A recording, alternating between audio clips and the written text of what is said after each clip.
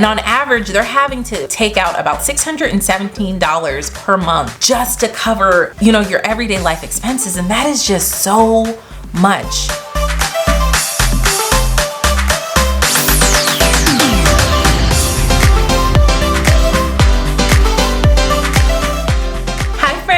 Welcome to Moms and Money, where we talk about making money, managing money, and saving money for the women in the household.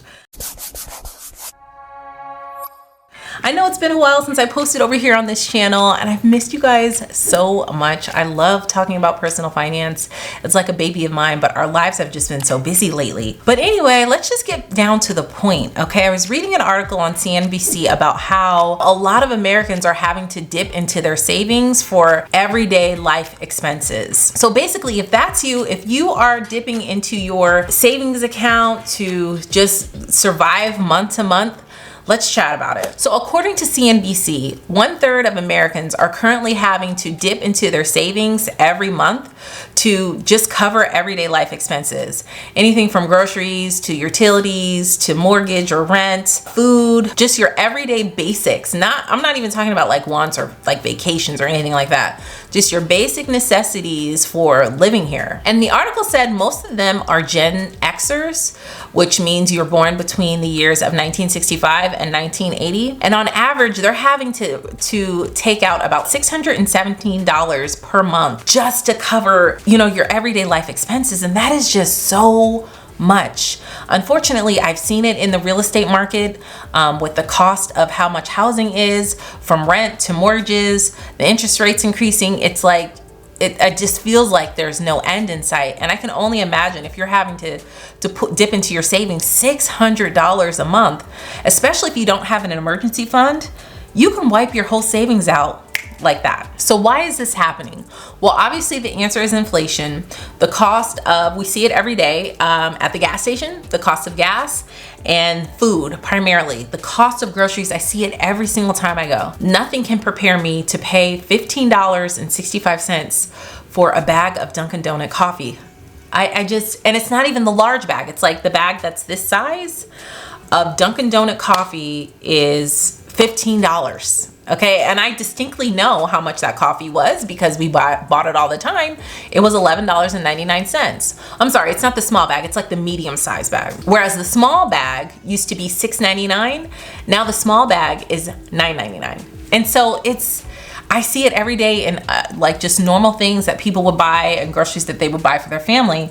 And so I can see how people like are just eating up their savings just to cover these kinds of expenses, because the coffee, that's just one small example of thousands, if not millions of examples of how much things have increased now. But unfortunately, people's average income is not keeping up with the rise of inflation. So basically the cost of living expenses year over year increased 8.5% since last year. And the average income increase was only 5.1%.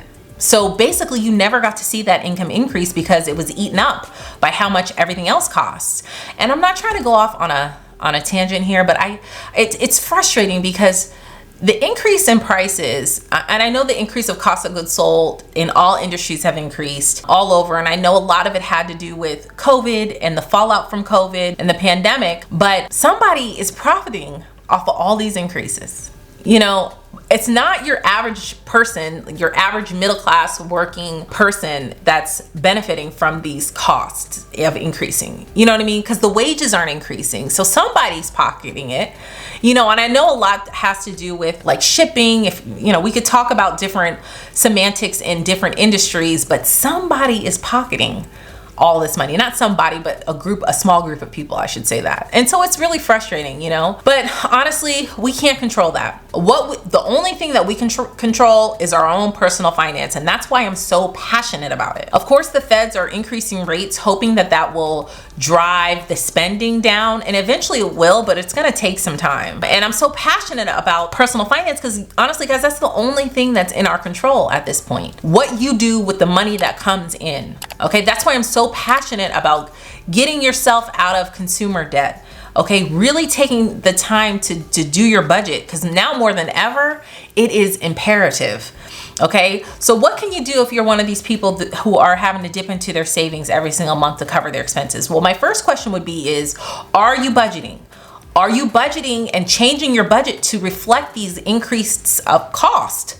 Okay, is your budget changed to reflect how much your groceries are costing? Have you changed your budget to reflect how much gas costs? We have to go in there and kind of almost change it monthly just to keep up with these prices.